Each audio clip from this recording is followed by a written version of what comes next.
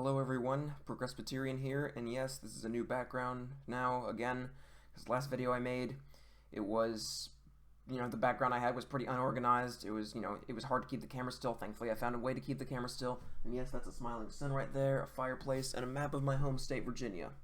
Just cuz. But anyway, today is July 8th, 2019, and I wanted to make this video right now because today, in light of the 2020 United States Senate election in Virginia that's happening next year, my home state, Scott Taylor, former Republican representative from Virginia's 2nd District, just announced he's going to run presumably against Mark Warner in the seat. Now, to give the short answer, I don't like either of them, okay? I think Mark Warner is a neoliberal corporate sellout, while Scott Taylor is a right-wing populist sellout. Now, what do I mean by that? Well, let me just go down the line of their records and just explain to you what I mean. So now, Mark Warner, he's my incumbent senator, Democrat. He's been there since 2008.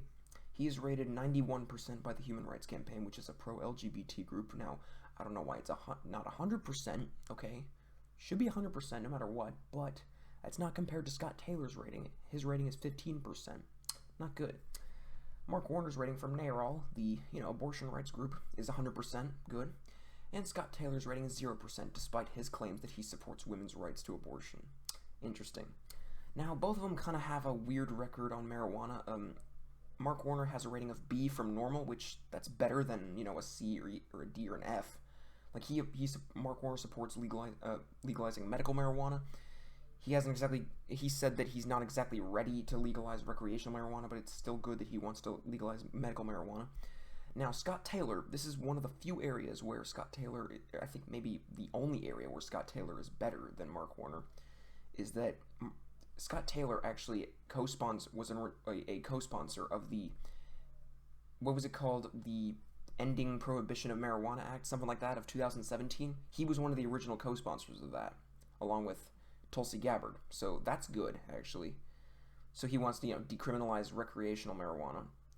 I'd go as further as saying legalize, but whatever. It's still a step in the right direction. As for healthcare, Mark Warner opposes Medicare for all, but he still wants to keep Obamacare. Scott Taylor, on the other hand, wants to repeal Obamacare, and he voted for Trump's American Health Care Act bill, Trump Care. Not good. Because the American Health Care Act, CBO estimated it would unsure millions of people, so that's not good.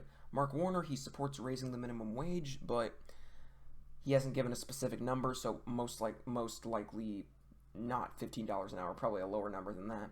Scott Taylor, on the other hand, opposes raising it because he said, oh, jobs will be lost, even though, studies from various organizations like, I think I just saw a study today or actually, if you look at the Bureau of Labor Statistics, unemployment in the states with higher minimum wages, it's actually pretty low in some of the states. I'll leave a link to the Bureau of Labor Statistics if I remember to do that. As for environmental stuff, Mark Warner wants to regulate greenhouse gases. Scott Taylor opposes regulating greenhouse gases. Classy guy, Scott Taylor. Mark Warner voted against the Tax Cuts and Jobs Act, which was just a scam for Trump to give 83% of his benefits to the top 1%.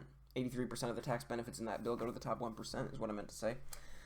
Scott Taylor voted for that. Great.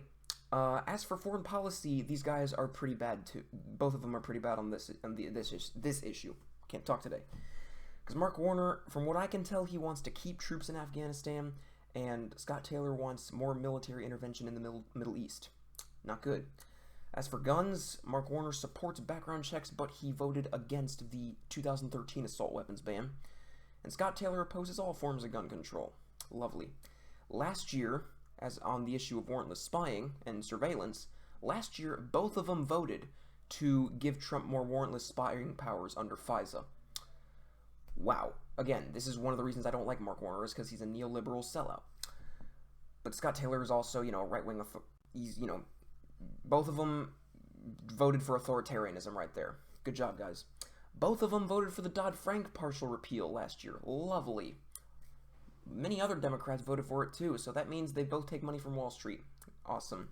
Said no one ever. And on immigration, Mark Warner voted for Trump's Secretary of Homeland Security, Kirstjen Nielsen. She's not there anymore, thank goodness, but Kirstjen Nielsen was the one who, implemented that family separation policy. And also, Scott Taylor supported Trump's travel ban. Like, oh my gosh, you can't just say, like, that travel ban really is a slippery slope to what Trump said on the campaign trail, saying, oh, we're going to have a total and complete shutdown of all Muslims coming into the country. Totally unconstitutional.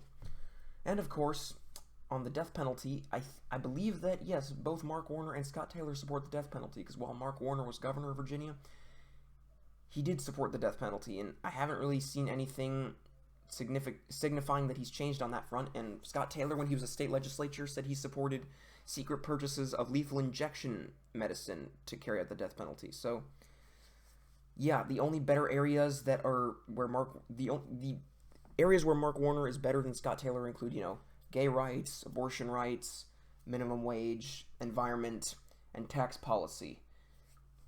Almost everything else is just like, man, why aren't you a Republican, Mark Warner? So yeah, although yes, Scott Taylor did co-sponsor the ending, legislation to end prohibition of marijuana, which good on that. But anyway, had to go down the line here because I wanted to say the state about this now that Scott Taylor's in the race. And I'm just so tired of this, man. I'm so tired of having to vote for the lesser of two evils in this. I just hope, Justice Democrats, please help me out here, okay? We didn't have any Justice Democrats candidates here in Virginia last year in 2018. We need someone to primary Mark Warner. Brand new Congress, our revolution. What the heck are you doing? We need your help here. Man, come on. We need someone to primary Warner. Last Congress alone, Warner voted with Trump 44% of the time. Scott Taylor voted with Trump 97.8% of the time. Now, overall, Mark Warner has voted with Trump 36.6% of the time, which is better than 44%, but it's still not by a lot. It's still not better by a lot. Okay? Warner, come on, man. So, yeah. We need left-wing populism, guys. Virginia's stuck with the centrist establishment candidates. Like, yay, Mark Warner's pro-gay and he's pro-choice, yay, but on every other economic issue, he's just conservative and voted to partially repeal Dodd-Frank and give Trump more warrantless spying powers. Yay.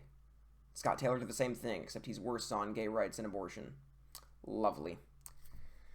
And he supported the travel ban. Oh my gosh. We really need some reform here. Justice Democrats, please help me out.